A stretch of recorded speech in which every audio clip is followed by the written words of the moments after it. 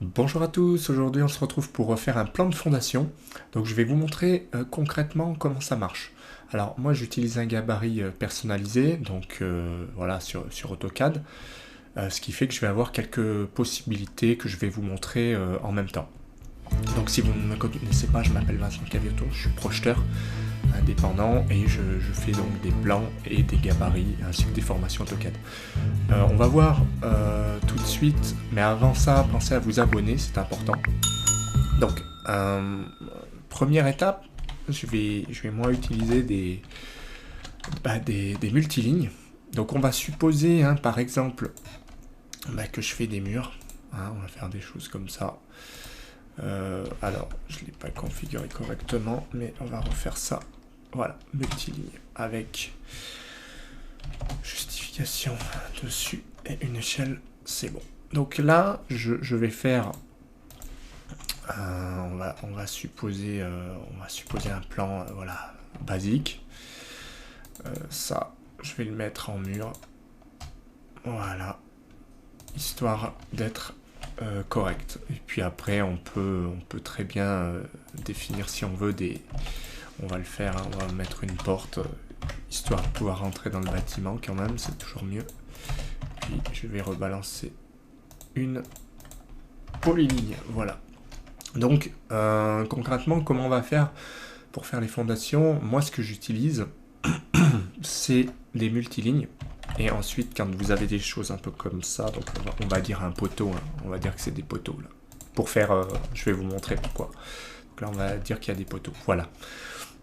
Alors là, les multilignes vont servir à dessiner les semelles filantes, en fait, tout simplement. Donc quand vous lancez votre commande multiligne, vous pouvez choisir la justification. Donc là, je vais taper J. Ça, c'est important pour mettre... Alors, dessus, c'est si vous voulez que ce soit en haut à gauche, quand vous cliquez votre premier point. Sinon, nul, c'est à l'axe, et dessous, c'est l'inverse. Donc ça sera en bas à gauche de votre curseur. Donc si vous mettez nul, et que par exemple je vais venir faire CTRL, clic droit, milieu entre deux points, voilà. Donc ça, ça veut dire que ça va partir à l'axe. Ensuite, alors là j'ai pas réglé l'épaisseur, je vais recommencer. Je vais recommencer avec l'épaisseur, donc multiligne, ok. Et là on fait échelle. Donc échelle, il faut taper E. Donc c'est là qu'il ne faut pas se tromper. Donc je vais mettre des semelles de 50. Donc vous tapez 50, moi je suis en centimètres, et entrée. Donc je recommence, CTRL, clic droit, entre deux points. Là, vous allez voir, c'est mieux. Voilà, on a bien notre semelle, donc on va la faire tirer jusque là. Donc pareil, CTRL, clic droit, milieu entre deux points. Ensuite, la même chose ici. Voilà. Et pour terminer, ici, milieu entre deux points, toujours. Et on peut clore avec C, entrée. Voilà. Donc ensuite, ça, il n'y a plus qu'à les mettre. Je vais utiliser ce calque semelle. Voilà. Donc, vous voyez, j'utilise des raccourcis clavier. J'ai fait une vidéo sur les raccourcis clavier, raccourcis AutoCAD. Donc allez-y. Comme ça, vous apprendrez à faire ce que j'ai fait rapidement en fait. Faire des raccourcis pour pouvoir hériter des propriétés, faire plein de choses différentes en fait. Donc ensuite, vous voyez, donc là ça permet de gagner beaucoup de temps.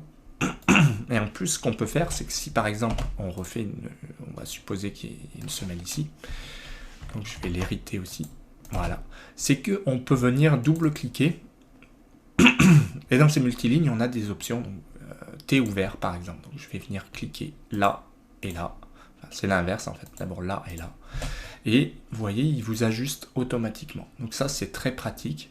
Donc vous double-cliquez et vous trouvez beaucoup d'options. Après, à tout moment, quand j'ai fini, on peut venir décomposer.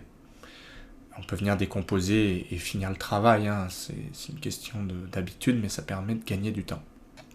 Ensuite, ce qu'on peut faire, c'est utiliser, comme je l'ai fait ici, donc un bloc dynamique. Donc si ça vous intéresse, je les mets en vente.